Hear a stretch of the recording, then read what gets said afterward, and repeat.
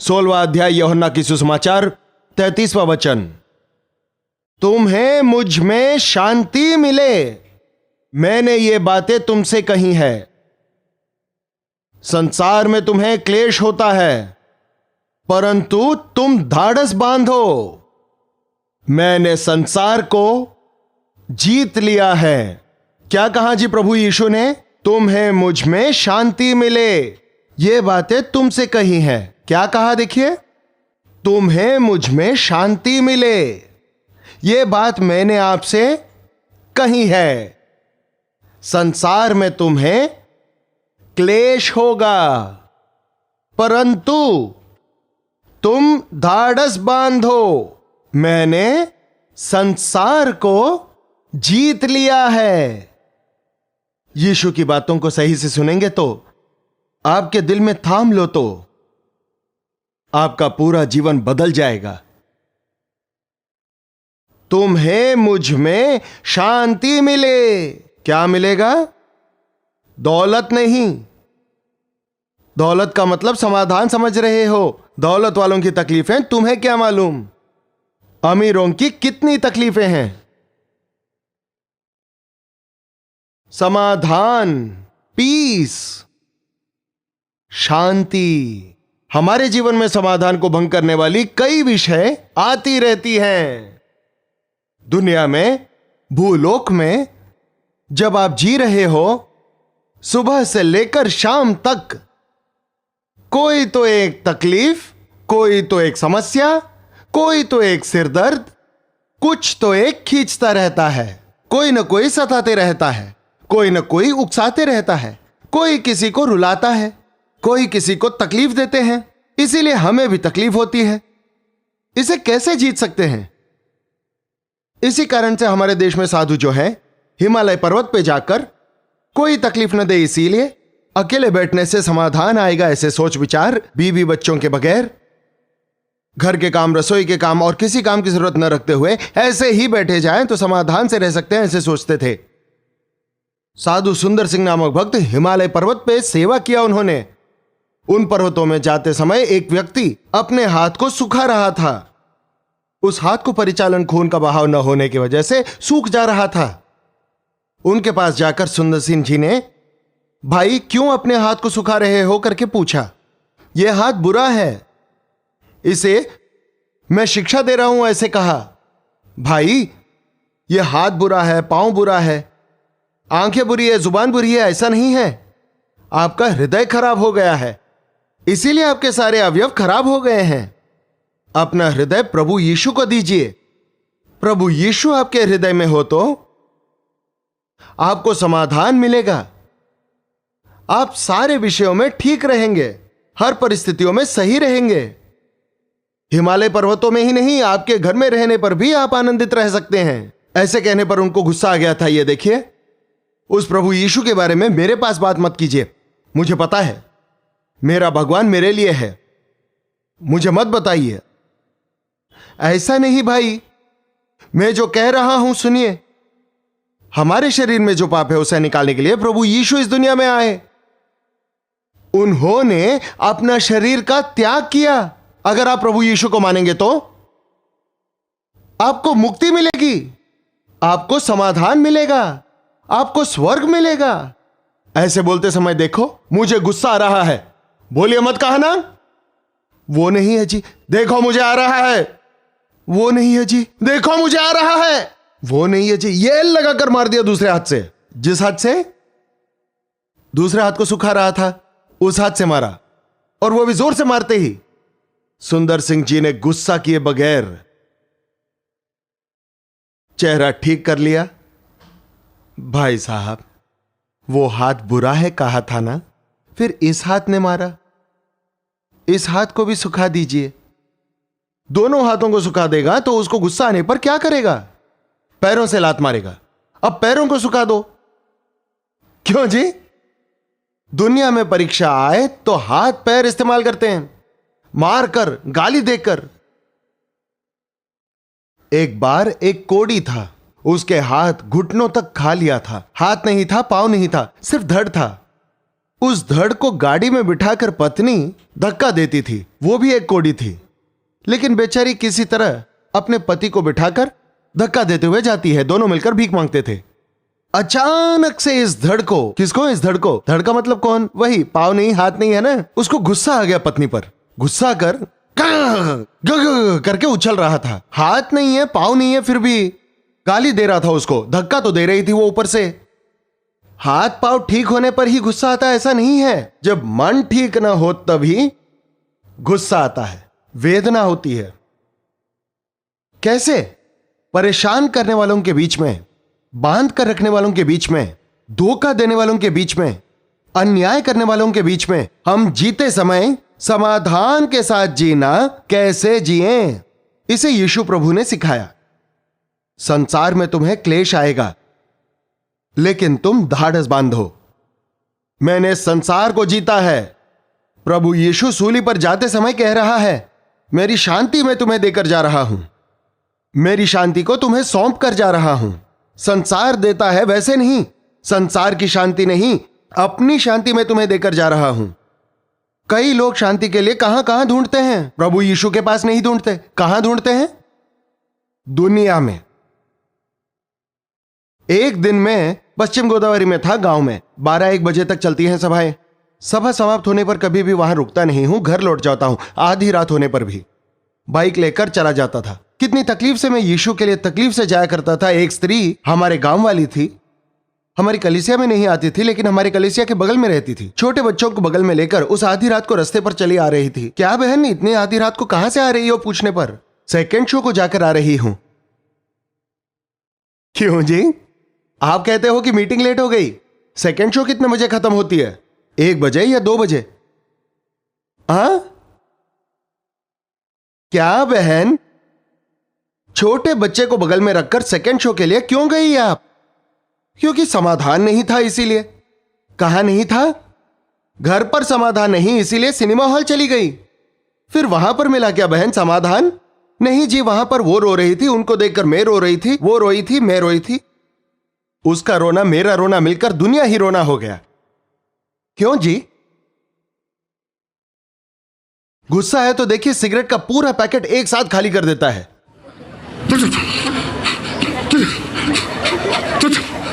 जो दिन भर में फूकता है वो एक ही साथ में फूक लेता है, क्योंकि कुछ तो आएगा वो पीने से। क्या आता है? दमा आता है, टीबी होती है, क्षय रोग होता है। बेवकूफ समाधान के लिए पीऊंगा कहता है। क्यों जी? क्यों जी? शाम होते ही चले जाते हो, शराब के अड्डे पर चले जाते हो। समाधान नहीं है जी घर पर। मेरी पत्नी झगड़ालू है, जब तक मैं पीऊंगा नहीं उस पर प्रबल कैसे हो पाऊंगा मैं? ऐसे ही मेरी पत्नी को देखो तो मुझे डर लगता है, पीने पर ही मुझे हिम्मत आती है। किस हिम्मत की बात कर रहे हो? क्या बेवकूफी है ये? पीने के द्वारा दम कितनी देर रहता है? ज्यादा से ज्यादा कुछ देर के लिए उछलेंगे, उसके बाद क्या होगा? सपाट गिर जाएंगे। समाधान के लिए शराब मत पीजिए, समाधान को आप दुनिया में मत खोजिए। यह गड़बड़ी भरी दुनिया है। इस गड़बड़ी की दुनिया में मुश्किल के सिवा समाधान नहीं है, व्याकुलता के अलावा शांति नहीं है, कंफ्यूजन के अलावा शांति नहीं है। दुनिया में तकलीफ है, दुनिया में आप हो इसीलिए आपको तकलीफ होगी, लेकिन ढाढ़स बांधो, मेरा यकीन कर।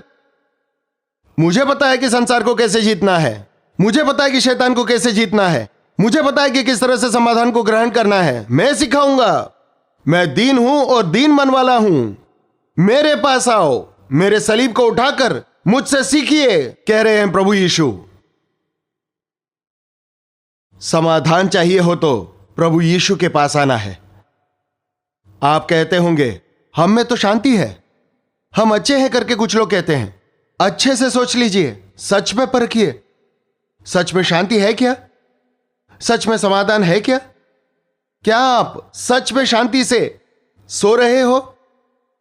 सुबह उठने पर क्या आप शांति से प्रभु की स्तुति करते हुए दिन का आरंभ कर रहे हो? नहीं तो पता नहीं आज क्या मुसीबत आने वाली है।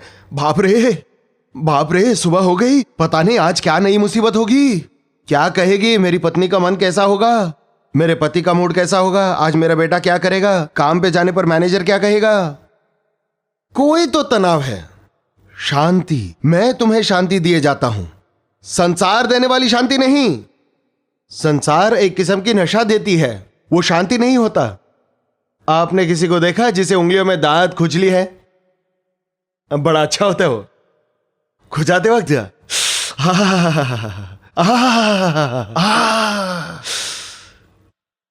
रोक लिए तो सर सर सर सर करके जलने लग जाता है। खुजाते वक्त मजा आता है, रोकने पर जलन होती है। खुजाने पर मजा आता है, रोकने पर जलन होती है। संसार की दी हुई शांति ऐसी होती है, जब तक पियोगे अच्छा लगेगा, जब तक पाप में रहोगे अच्छा लगेगा। कुछ समय का पाप का आनंद है वो। वैसे ही अगर उसे छोड़ दिया तो अंत में उंगली को खुजा खुजा के सेप्टिक हो जाएगा, घाव हो जाएगा, सड़ जाएगा, हाथ को निकालना पड़ेगा। वही तो हो रहा है ना। अब समाधान के लिए शराब पीने वाले घर बार को बिगाड़ दिए हैं, फेफड़े खराब हो गए हैं, जायदाद पूरा बेच दिए हैं। मद्रास में शराबी लोगों के बीच में ही पिया था सबसे पहले। चर्च के बगल में एक चर्च मतलब प्लेटफॉर्म पर चर्च बनाया था। वैकुंठपुरम नामक एक गांव है। हमारे बहन भाई काफी लोग आए हैं वहां से। पीते नहीं है। अब पीते हैं क्या? नहीं। फिजूल के झगड़े करता है, इसके लिए उसका घर लाकर चर्च के पीछे डाल दिया उस आदमी का। वो पूरी तरह से नशे में रहता था। कुत्ते के पिल्ले को गोद में बैठाता था और सोनू सोनू सोनू सोनू सोनू करता था। बेटा आएगा तो लात मारता था। बच्चे को लात मारेगा, कुत्ते को सर पर बिठाएगा। क्यों जी? वो पत्नी आकर रोती है, सुनिए देखिए, नन्हे बच्चे के दूध के पैसे मांगो तो कुछ काम नहीं करता, मैं काम करके लाऊं तो उस नन्हे बच्चे के दूध के पैसे। अरे शराब जरूरी है कि दूध जरूरी है? दूध के पैसे साड़ी में छिपाए तो जबरदस्ती खींच कर ले जाकर पी रहा है जी। एक भी सिल्क की साड़ी खरीद कर नहीं दिया मुझे। एक बार कभी मेरे माँ ने खरीद कर दिया, उसे छिपाकर पेटी में रख दूं सोचा, पर जैसे उसने देखा छीन कर ले गया। उसे बेचकर शराब पीकर आ गया जी। शी शी शी शी शी शी। अपनी पत्नी के साथ कितनी ज्यादती करते हैं ये शराबी। पत्नी का पोषण करने वाला, सुरक्षा देने वाला, बच्चों को परमेश्वर का भय भक्ति सिखाने वाला आप ही पीते रहे तो क्या हो जाएगा? आपका घर नर्क हो जाएगा ना। समाधान चाहिए तो प्रभु यीशु के पास आओ, शराब की दुकान नहीं। समाधान चाहिए तो घुटने पे गिरकर यीशु मुझे मदद कर ऐसे पूछना। कई लोग आज के दिनों में चारों ओर की परिस्थितियों को लेकर बच्चों को घर में रखकर पीटेंगे तो क्या होगा? वो शेर होगा। वो क्या है? वो कई लोग चारों ओर की परिस्थितियों की वजह से बिगड़ रहे हैं। मेरे पति अभी तक सुधर नहीं रहे। ठीक है चलो, तुम ही पी सकते हो क्या? अरे औरत भी पी रहे हैं, अभी दोनों पिएंगे। आओ, पति भी पियो, प्यारी पत्नी पी। अमेरिका में पीते हैं जी, अब यहां पर भी शुरू किया है। क्या जी? आप बीड़ी पीते हैं, मैं भी पीती हूं। गुप्पू गुप्पू। आप सिनेमा को जाते हो, मैं भी जाऊंगी। आप रास्तों पे घूमते हो, मैं भी घूमूंगी रास्तों पर। बस अब परिवारों में देखिए, औरतों को औरतों का संगत और पुरुषों को पुरुषों का संगत, बच्चों को बच्चों का संगत। तो परिवार का क्या होगा? नाश हो जाएगा। दुनिया में कष्टों को देखकर क्या कर रहे हैं? एक व्यक्ति ने कहा, आप कष्टों से गुजरते समय सुधरते नहीं हो और भी बुरे हो जाते हो। यहां पर कई लोग क्या हो रहे हैं बोले तो कष्ट इस दुनिया में है इसीलिए बिगड़ रहे हैं। लेकिन प्रभु यीशु कहते हैं, आपको तकलीफ आने पर मेरे पास आओ। आपको तकलीफ हो रही है, तकलीफें होंगी। सुबह उठने से लेकर शाम को सोने तक हर एक को कोई ना कोई प्रलोभन। खाने के लिए पैसे कमाना एक बड़ा काम है अभी। पकाकर खाना एक बड़ा काम है अभी। चूल्हे के लिए लकड़ा हो तो खाना नहीं, खाना है तो लकड़ा नहीं। सब कुछ हो तो जीरा नहीं होता, जीरा होता है तो नमक नहीं होता, है ना? कभी भी देखो, ये नहीं है वो नहीं है, ये नहीं है वो नहीं है। तुमने कुछ पकाया नहीं, तुमने लाया नहीं तो मैं क्या करूं? कुछ लाया नहीं तो पकाऊं क्या? तुम्हारा सर? मेरा सर पकाऊं क्या? कहती है वो। तेरा सर नहीं रे, तेरे कलेजे को पका के दे बोलता है वो। बच्चे होते वहां पर ऐसे बातों को सुनकर बच्चों पर क्या गुजरेगा? ये कैसे है मेरे मां पिताजी? तकलीफें आ रही हैं, जैसा पेड़ उतना हवा। जिसकी तकलीफ उसको है। पुरुषों की तकलीफ पुरुषों को, औरतों की तकलीफ औरतों को। ऐसा है। कुछ लोगों को दाढ़ी बनाना बड़ा काम है। दाढ़ी बनाना, छी। एक व्यक्ति ने कहा, क्यों दिया मुझे परमेश्वर ने ये मूछे दाढ़ी? पुरुष हो पता चलने के लिए। बच्चे पैदा करना भी तकलीफ है कुछ लोगों को। मुझको ही दिया गर्भ, 3 बच्चों को मुझे ही पैदा करना है, 1 बच्चा आप पैदा करो। आपको क्या पता है जी? मुझे गर्भ में भी बच्चे को संभालना है और बाहर भी 2 बच्चों को संभालना है। आपको वो बच्चा दिया है परमेश्वर ने। दुनिया में गर्भफल परमेश्वर की देन है। इस दुनिया में जीते समय, उस समय कोई तो एक प्रकार की तकलीफ आएगी। आज का प्रचार का अंश यह है कि दुनिया में तकलीफ आने पर आप क्या कर रहे हो? उस तकलीफ से बचने की कोशिश कर रहे हो क्या? उस तकलीफ को भुलाने की कोशिश कर रहे हो क्या? उस तकलीफ को डाइवर्ट करने के बजाय कुछ और करके भूलने के लिए, छोड़ने के लिए कोशिश कर रहे हो क्या? या फिर इस तकलीफ के समय में मैं क्या करूं यीशु जी करके पूछ रहे हो क्या? कई लोग तकलीफों को देखकर डर के आत्महत्या करके मर रहे हैं। तकलीफ के दिनों में तुम झुक जाओगे तो निकम्मे हो जाओगे। ऐसे लिखा है बाइबल में। क्या लिखा है? यदि तू विपत्ति के समय में साहस छोड़ दे तो तेरी शक्ति बहुत कम है। यीशु की ओर देखें। दुनिया में तुम्हें तकलीफ आने पर यीशु इज़राइल के लोगों को अच्छा गीत गाया है दिया प्रसाद राव जी ने। ये कानान की यात्रा, ऐसे कहा। यह ऐसे लगा जैसे मूसा, वे सारे जन चल के जा रहे हैं, ऐसे लगा वो गीत सुनते समय। लेकिन वो कुछ सुखी था क्या उनके लिए? सुखी था क्या? आनंदित था? नहीं है। कुछ देर बाहर आ गए ना खुशी से, फिरौन आ रहा है, यहां से लाल समुद्र आ गया। हमको कब्र नहीं थे क्या? हम वही मर जाते। हमको यहां पर क्यों लाए? हमारा क्या होगा? छोटी सी तकलीफें आते ही क्यों मनाया प्रभु जी आपने हमको? क्यों जी क्यों जी क्यों जी क्यों जी ऐसे कुड़कुड़ाने लगते हैं। मूसा के पास जाकर कहे तो मूसा ने कहा, हाँ मेरी मत मारी गई थी, तुम्हें लाया, तुम सभी को मेरे पल्ले बांध दिया, मुझे सता रहे हो, मैं क्या करूं बताइए? ऐसे कहा क्या? उनको भी तकलीफें आई, उन लोगों को भी तकलीफें आई। वे तो कुड़कुड़ रहे थे। ये क्या कर रहे थे? परमेश्वर को पुकार रहा था। प्रभु जी मैं क्या करूं? लाल समुद्र है जी, फिरौन की सेना आ रही है, इतने सारे कुड़कुड़ रहे हैं, मैं अकेले क्या करूं जी? कैसे संभालूं जी? अभी इसका हल क्या है जी? यीशु जी, प्रभु क्या करूं जी मैं? यहोवा परमेश्वर मैं क्या करूं जी? अपने हाथों में लाठी उठाने को कहा, लाठी उठाया तो समुद्र का क्या होगा? ऐसा नहीं पूछा। लाठी को आगे कर, आगे किया। आगे बढ़ाने पर क्या हुआ? लाल समुद्र 2 हिस्से में बंट गया। दोनों तरफ पानी दीवार के समान खड़े हुए। जमीन गीला नहीं था, सूखी जमीन आ गई। आगे चलिए। तकलीफ आने पर झुक जाए तो कब्र को खोजने से क्या फायदा? तकलीफ आने पर परमेश्वर को पुकारेंगे तो क्या करना है बताएंगे। लाठी आगे बढ़ा, हाथों को उठा, पुकार, मुझे पूछ। इतने महान परमेश्वर के होते हुए आप तकलीफों से क्यों झुक जा रहे हो? क्यों बलहीन हो रहे हो? दाऊद एक दिन सिकलग नाम के गांव गया। उस गांव में रहा। युद्ध में जाकर लौटने तक शत्रु आकर सारे घरों को जलाकर राख कर दिया। बीवी बच्चों को, दौलत को उठा ले गए।